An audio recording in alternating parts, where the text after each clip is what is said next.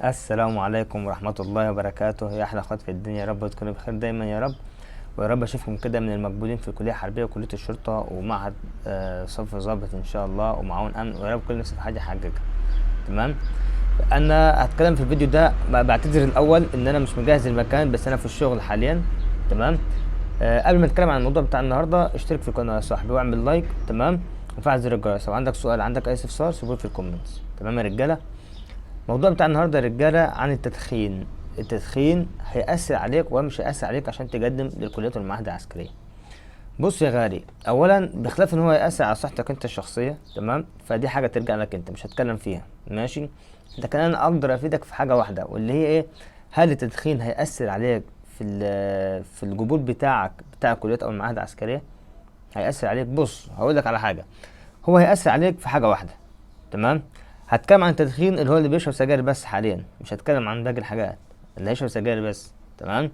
بص يا غالي، هيتعبك في حاجه واحده، في اختبار الرياضي. تمام.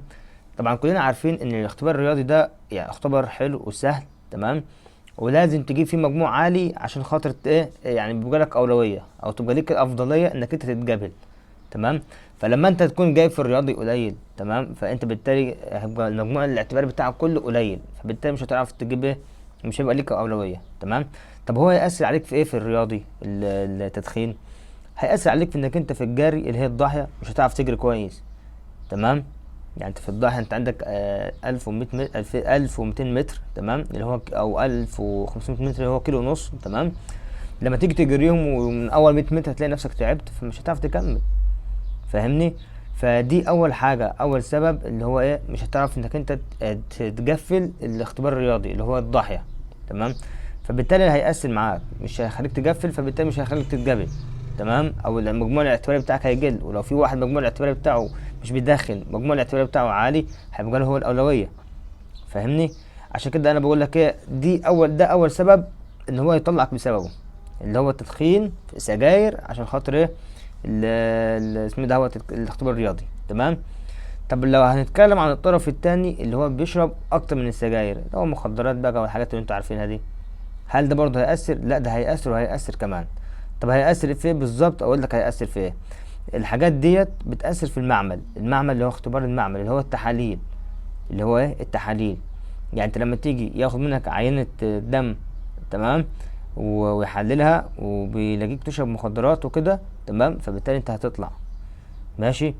فالسبب الرئيسي للسجاير عشان يطلعك، سوري، السبب الرئيسي للتدخين ان هو يطلعك لو انت بتشرب النوع الاخر اللي هو المخدرات والحاجات دي، هتطلعك. الحاجات دي بتتكشف، المعامل مش بتسيب حاجه. تمام. ده هم مش هياخدوا عينه واحده، ده هم هياخدوا 3 عينات. تمام. 3 عينات من الدم، كل عينه 5 سنتي او 10 سنتي. ماشي يا رجاله. فانت تخلي بالك من الحاجات دي. العلاج بتاع الحاجات دي عشان تعدي، حاول انك انت تبطلها. يعني لو هتبطلها قبل التمرين بس او قبل الاختبارات بتاعتك، بطلها وهيبقى افضل لك انت. تمام. يعني مثلا لما تيجي تقدم على الموقع، خلاص انت كده ايه، بطل بقى، ما تشربش حاجه من دي. تمام. يعني حاول، يعني سيبك من صحتك، انا مش هتكلم عن صحتك لانك انت هتعرف اكتر مني. تمام. لكن انا هقول لك عشان بس تعدي الاختبارات وما تضيعش نفسك بعد تعب ويعني ومرار كبير هتشوفه اصلا عشان تقدم عشان توصل لحلمك، انت كده هتضيع بنفسك. فاهمني؟ عشان كده انا بقول لك ايه، حاول انك انت تبطلها قبل الاختبارات. تمام. اما بالنسبه للمخدرات فدي انا انصحك تبطلها نهائي عشان هتتكشف. تمام. المخدرات صعبه غير السجاير. السجاير ممكن ما تبانش غير في الرياضي، انت وبتجري هتنهت، مش هتعرف تجري، فبالتالي مش هتقفل المجموع اللي انت عايزه عشان ايه، توصل للي انت عايزه. تمام. دي يا رجاله نصيحه مني الاخ، فانت حاول تبطلها. بس هو ده كل الموضوع اللي انا حبيت اتكلم عنه.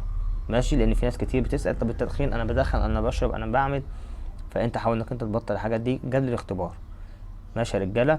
ده موضوع النهارده، وحلقه كده بسيطه وسهله، وبعتذر لتاني مره، بس انا في الشغل والله حاليا، فمش عارف ان انا اجيب العده اللي هي بتاعه التصوير بتاعتي.